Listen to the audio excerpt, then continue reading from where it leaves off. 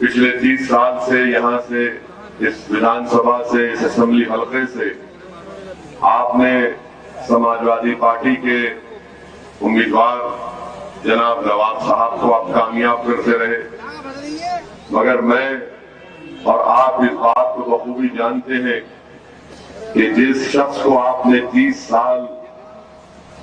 कामयाब किया अपने वोटों से, धूप हो या सर्दी हो,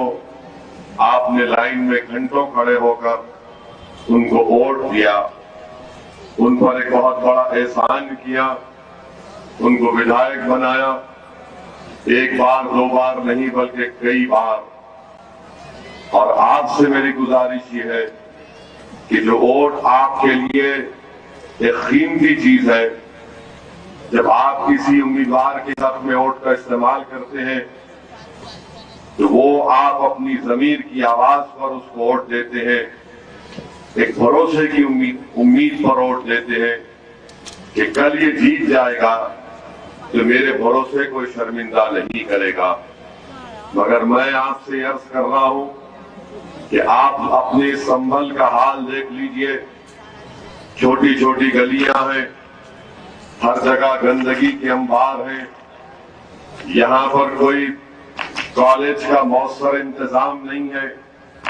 बच्चियों के लिए डिग्री कॉलेज का कोई इंतजाम नहीं है। संभल का डिस्ट्रिक्ट हेडक्वार्टर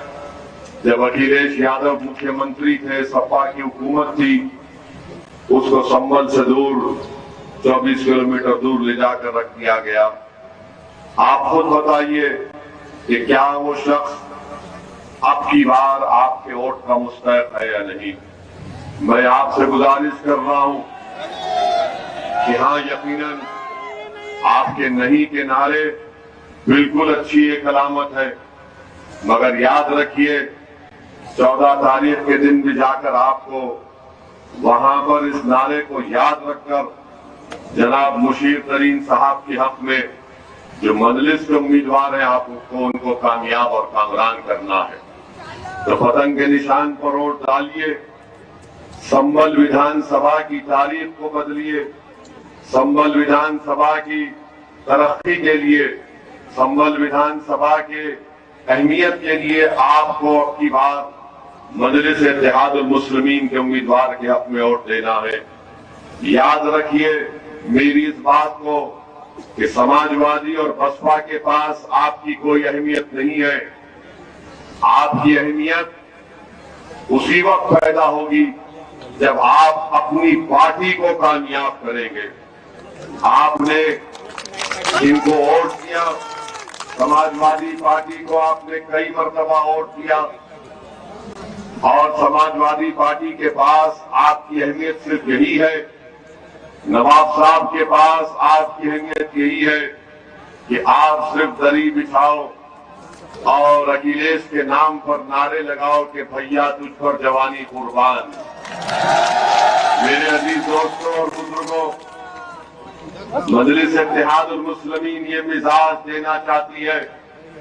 कि हम ना किसी की दरी बिछाएंगे, ना किसी के ऊपर अपनी जवानी को कुर्बान करेंगे, बल्कि मजलिस आपसे ये कहती है कि असदुद्दीन ओवैसी आपके हक के लिए, आपके मान सम्मान के लिए, संभल की विकास के लिए, संभल की जनता की अहमियत को बढ़ाने के लिए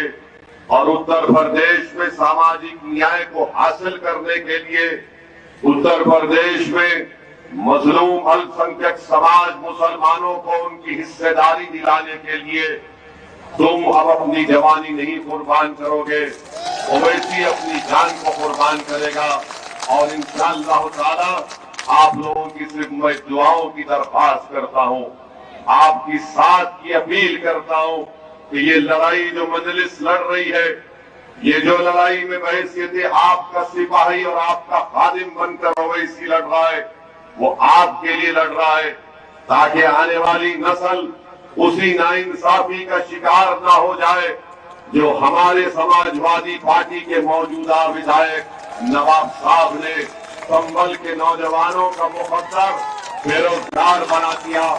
संभल के नौजवान बच्चों को स्कूल की तालीम से महरूम कर दिया,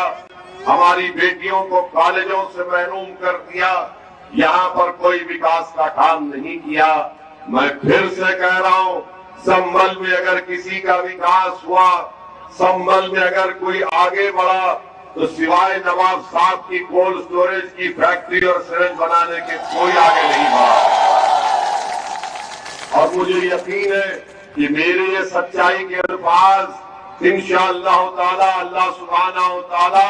अपनी कुदरत के जरिए नवाब साहब के घर में भी पहुंचा रहा होगा।